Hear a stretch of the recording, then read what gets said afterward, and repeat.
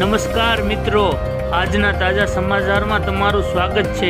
દેશ, દુનિયા અને ગુજરાતના સમાચાર જાણીએ તે પહેલા ચેનલમાં નવા હોય તો ચેનલને સબસ્ક્રાઇબ અને લાઇક કરી દેજો।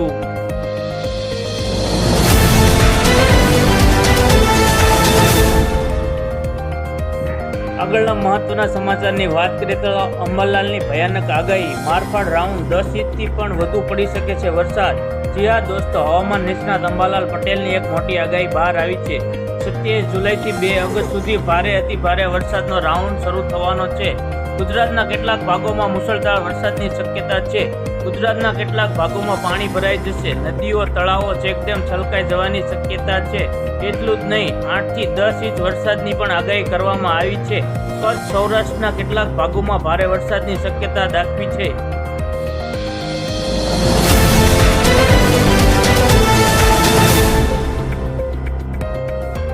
આગળના મહત્વના સમાચારની વાત કરીએ તો ગીર સોમનાથ 24 જુલાઈએ ગીર સોમનાથના જિલ્લાના સૂત્રાપાડા પંથકમાં આજે વહેલી સવારથી વાતાવરણ વચ્ચે વરસાદી માહોલ હોય। ઘણા લાંબા ટાઈમથી વરસાદે વિરામ લીધો હોય ત્યારે ખેડૂતોને ચોમાસું પાક જેવા કે મગફળી, સોયાબીન જેવા પાકોમાં પાણીની ખાસ જરૂરિયાત ઊભી થઈ હોય અને ખેડૂતનો વાવેલ મગફળીમાં પણ સૂકા જેવા રોગો દેખાતા હોય અને ખેડૂતોને વાવેલા મોલ સુકાતા હોય ત્યારે આજે વહેલી સવારથી સૂત્રાપાડા પંથકમાં ધીમી ધારે વરસાદ જોવા મળતા ખેડૂતોને એક આશા જીવન થઈ રહી।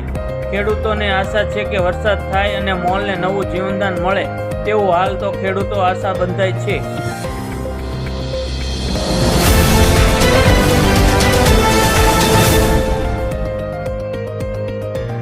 આગળના મહત્વના સમાચારની વાત કરીએ તો ગુજરાત પરથી વરસાદની ત્રણેય સિસ્ટમો સક્રિય। 27-28 જુલાઈ માટે ઓરેન્જ એલર્ટ, 29 જુલાઈએ ધોધમાર વરસાદની આગાહી। ભારતીય હવામાન વિભાગે IMDએ ગુજરાતના દરિયાકાંઠા વિસ્તારોમાં માછીમારોને 26 જુલાઈ સુધી દરિયામાં ન જવા ચેતવણી આપી છે। 27 અને 28 જુલાઈ માટે ઘણા જિલ્લાઓ માટે ઓરેન્જ એલર્ટ પણ જારી કરવામાં આવ્યું છે।